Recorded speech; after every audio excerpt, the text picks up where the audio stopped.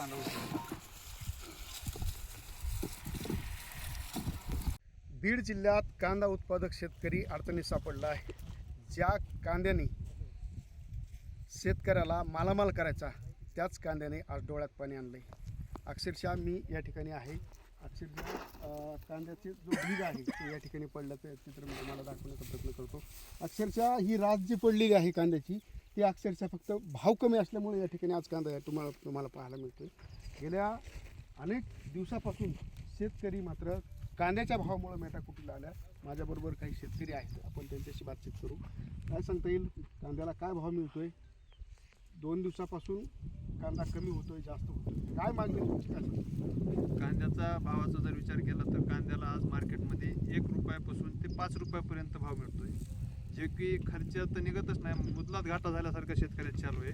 माझ्या हातात काही शेतकऱ्यांचे पावते आहेत. ह्या शेतकऱ्याच्या जो आपण कांदा भरण्यासाठी जे पोतं खरेदी करतो ते पोत्याची किंमत 45 रुपये आणि त्या शेतकऱ्याच्या कांद्याच्या 50 किलो कांद्याचे पैसे चालले त्याला 48 रुपये.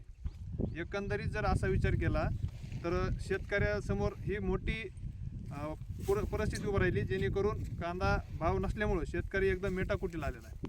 म्हणजे ही परिस्थिती. सरकारकडे तुमची मागणी काय? माझी शासनाकडे एकच मागणी, कांद्याला 30 रुपयाचा हमी भाव दिला तर शेतकरी टिकेल, अन्यथा शेतकरी टिकणार नाही. त्यामुळे माझी एक मागणी आहे की शेतकऱ्याला जर टिकवायचं असेल तर शासनाने कांद्याला हमी भाव द्यावा.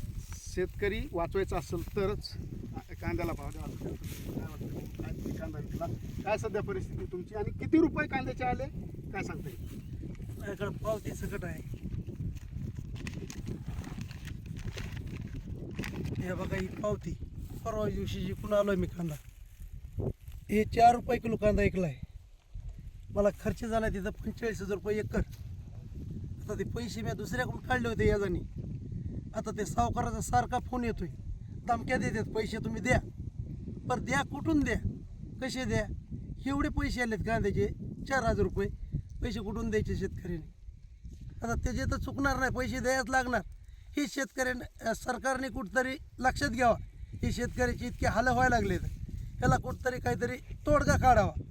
सरकारने हमी भाव द्यावा आम्हाला कांद्याला. हमी भाव द्यावा अशी त्यांची मागणी. मामा काय सांगता येईल, काय मागणी तुमची? आज कांद्याची काय परिस्थिती, काय अडचणीचा सामना तुम्हाला करावा लागतो आणि काय सध्या परिस्थिती, काय भावाने कांदा विकतो? कांद्याची परिस्थिती अशी आहे, आम्हाला कांदा पिकवायचा म्हणलं तरी प्रति एकरी 50,000 ते 60,000 रुपये खर्च येतो. मजुरी, खत, बी सर्व काही होतात आणि कांदा रुपया किलो ते 5 रुपये किलोपर्यंत चालला आहे. आणि त्याच्यामुळं शेतकरी मेटेकुटीला आलेला आहे. शेतकऱ्याला आत्महत्येशिवाय पर्याय राहिलेला नाही आहे. आणि खताची गुणी जर घेतली, पहिली गुणी होती 50 किलोची, आता मोदी साहेबाचा फोटो आल्यापासून गुणी झालेली आहे 40 किलोची.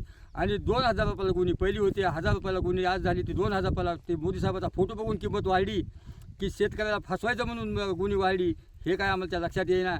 आणि आज जर त्यांनी एक तर आपू लावण्याची परमिशन द्यावं किंवा आत्महत्या करण्याचं परमिशन द्यावं, हीच आम्हाला शासनाकडे मागणी आहे. लोकप्रतिनिधीकडे तुमची काय मागणी?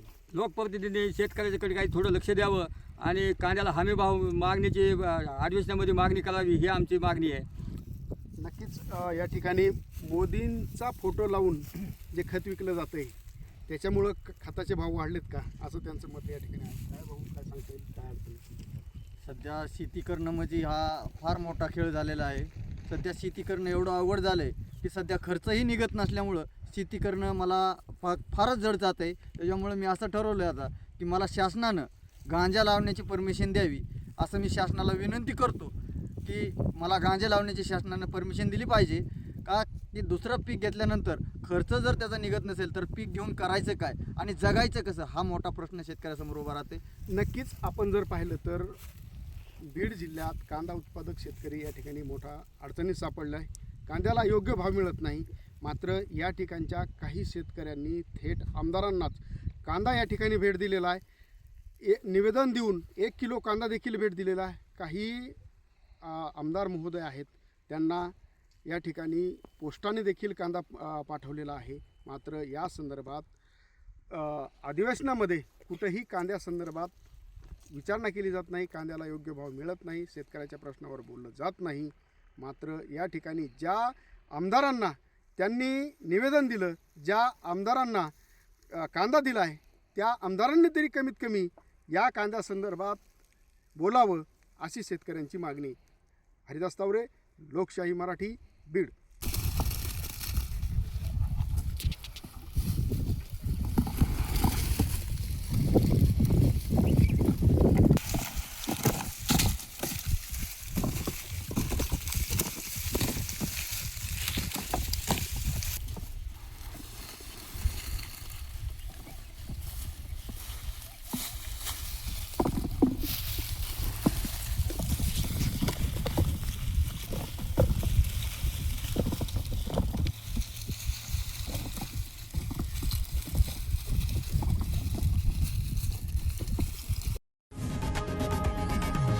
लोकशाही मराठी ऐका, पहा, जागरूक रहा.